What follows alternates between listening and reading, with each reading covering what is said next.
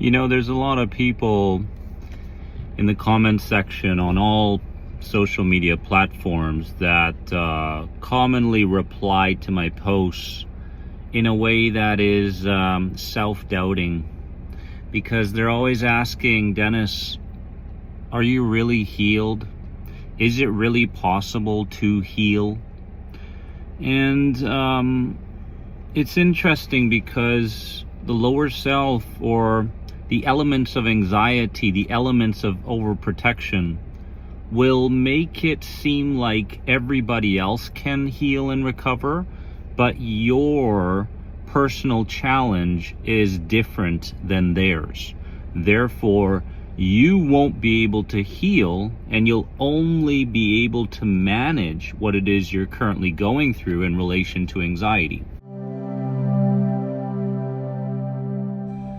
But I want people out there to know that healing really gets supercharged when you start to see the traps that anxiety starts to place in your life.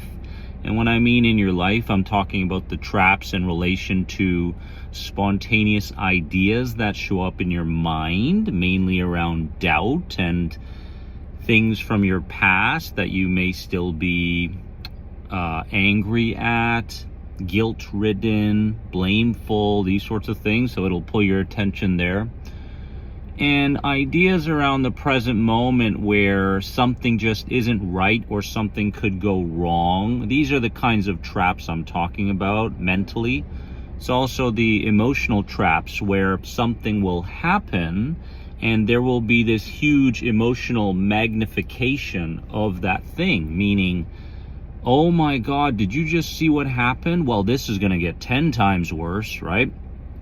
That person can't get away with X, Y, and Z. Or, oh, you have to really be careful in this experience or event because, something could go wrong or you could make a mistake again, right? So emotionally, there are traps.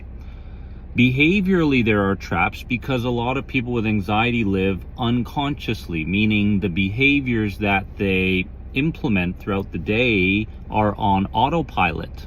So these behaviors are very defaulted, right? You default to these behaviors, mainly things like, oh, I can't go in that grocery store, or I have to rush through this experience really quickly because, my symptoms, could flare up, or I could get very fatigued or dizzy. So those automatic behaviors are there as well. What about social gatherings? Oh, one person I can manage, but 5 people in the same environment? Oh, that's not right. That could go wrong, right? Something's going to go wrong there.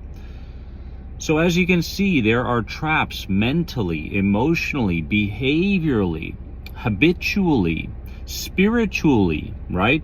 God doesn't care about you. Source, there's no such thing. There is no infinite energy or creative energy out there. You'll never be able to tap into it. So there's this disconnect as well from the spiritual side. I want you to know that you are more than capable of recovering. And I'm not talking about managing or coping with symptoms, all these traps that are also symptoms. It's not about that. Society makes us believe that coping and managing our challenges, physical, mental, emotional, is the only way for us, when in truth, there are millions of people out there with success stories because they have taken full responsibility for where they are, and they started to actually believe that complete change is possible for them. So I just wanted to make this video here, guys, to let you know that healing, recovery is very possible for you. You are in a certain stage in your recovery right now.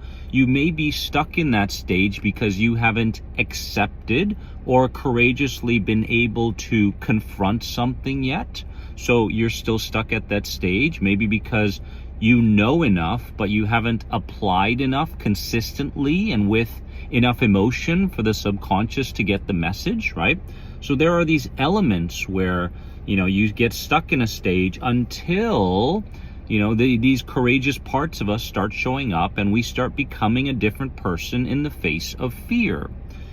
So my friends, again, you can recover. You are recovering. You're exactly where you need to be. And trust me, You deserve to recover. You deserve to recover.